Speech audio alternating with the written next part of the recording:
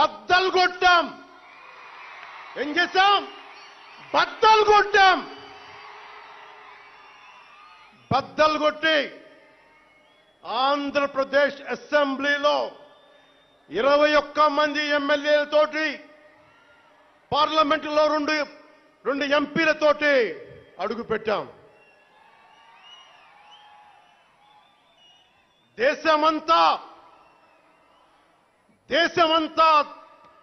తల తిప్పి తిరిగి చూసేలా 100% స్ట్రైక్ రేట్తో ఘన విజయం సాధించాం. ఎన్డీఏ కూటమి ప్రభుత్వాన్ని నిలబెట్టాం. ఈ రోజు జయకేతనం ఎగరేస్తున్నాం. జై జనసేన, జై జనసేన, జై జై జనసేన, జై.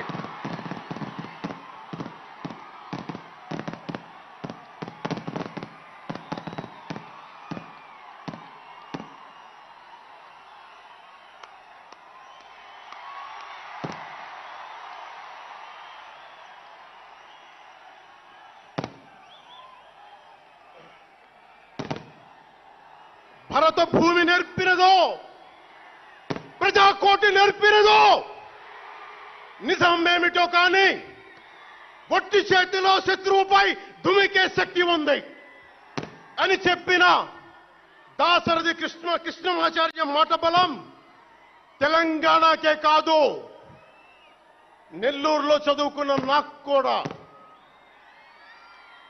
అందుకేనేమో అలా మన జనసేన జన్మస్థలం తెలంగాణ అయ్యింది, కర్మస్థలం ఆంధ్ర అయ్యింది. రుద్ర వీణ వాయిస్తా, అగ్ని ధారలు కురిపిస్తా, తిరుగుబాటు జెండా పట్టిస్తా, దుష్ట పాలన నుండి విముక్తి కలిగిస్తా అన్న కృష్ణమాచార్య మాటలు మాకే కాదు, మబ్బుల్లో పరిగెత్తే పిడుగులు, వేట కోసం బయటకొచ్చిన కొదమ సింహాలు వారికి కూడా ఊతమిచ్చినాయి. ఊతమివ్వబట్టే 24 ఎన్నికల్లో దాష్టీక ప్రభుత్వాన్ని దించి కూటమి ప్రభుత్వాన్ని, ఎన్డీఏ కూటమి ప్రభుత్వాన్ని గెలిపించారు.